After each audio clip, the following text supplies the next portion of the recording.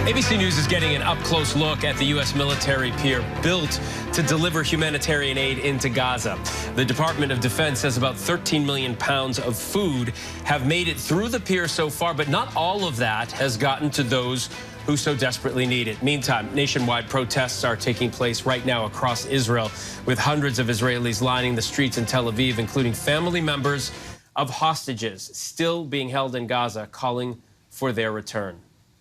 ABC News Chief National Correspondent Matt Gutman is covering all of this for us in Tel Aviv. He joins us now. Hey, Phil.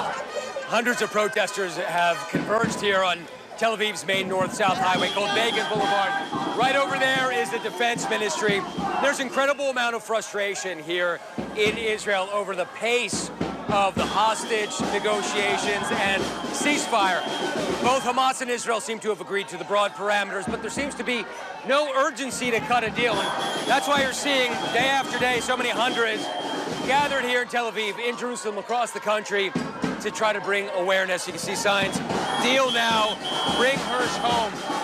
Now this happens as Israel seems to have entered this next phase in the war, less intensive fighting.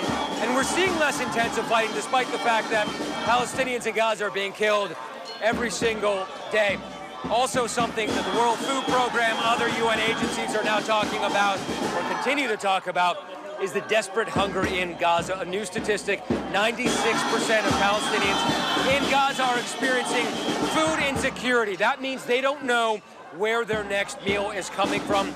Also, a separate UN report shows that about 500,000 Palestinians are facing starvation, that many of those people don't know where their next meal is coming from and might not eat not only for one meal a day, but also for a 24-hour span. So the situation is growing more desperate.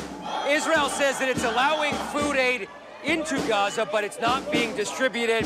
The UN aid agencies are saying, well, we can't distribute the food in many of the areas because of the chaos that has been left by the power vacuum in Gaza. It's simply too dangerous. So both the UN agencies and the Israeli military agency that is allowing food in are at an impasse. And the victims of all of that remain the Palestinian civilians living in Gaza, Phil.